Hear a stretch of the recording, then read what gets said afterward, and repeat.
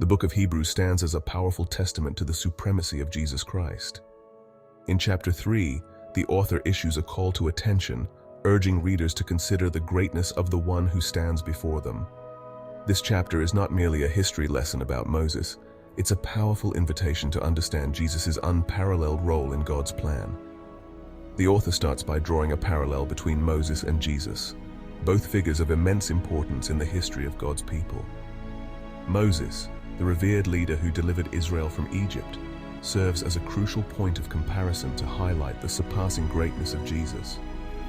This comparison is not meant to diminish Moses' significance.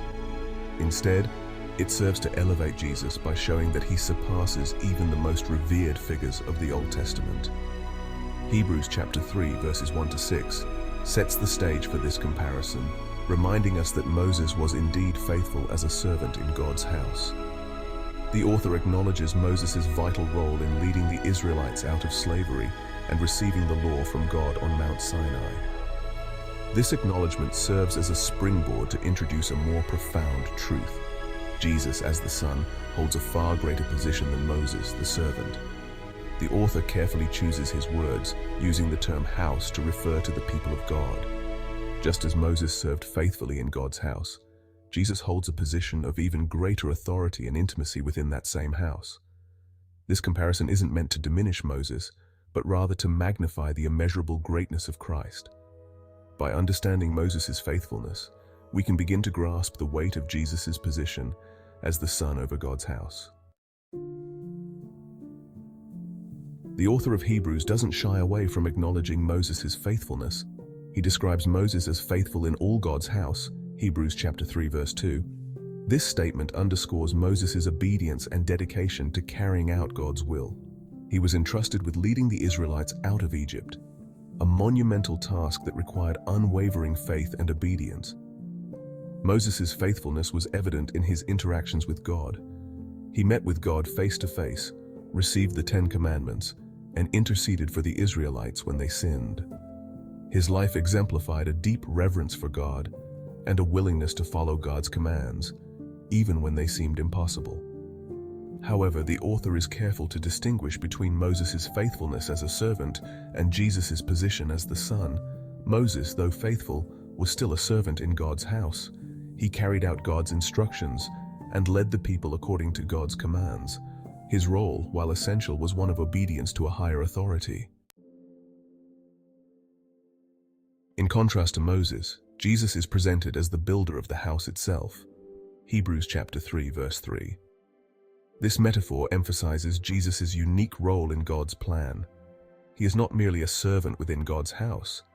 He is the one who built the house, the one who established it, and the one who rules over it. This distinction highlights Jesus' inherent authority and his intimate connection to God the Father.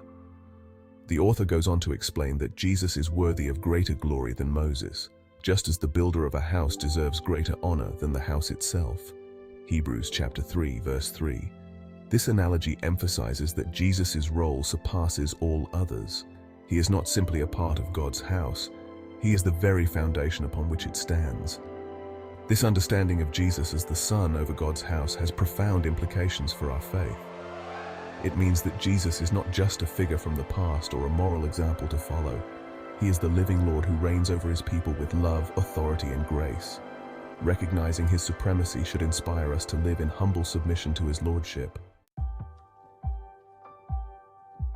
Hebrews chapter 3 verse 6 states, "But Christ is faithful as the Son over God's house. And we are his house if indeed we hold firmly to our confidence and the hope in which we glory." This verse highlights the importance of holding firmly to our faith in Jesus. It reminds us that our confidence and hope are not in vain as long as we remain steadfast in our belief.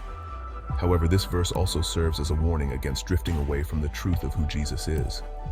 The author uses the phrase, "if indeed we hold firmly," to emphasize that our connection to Christ, our place in his house, is dependent on our continual, unwavering faith in him.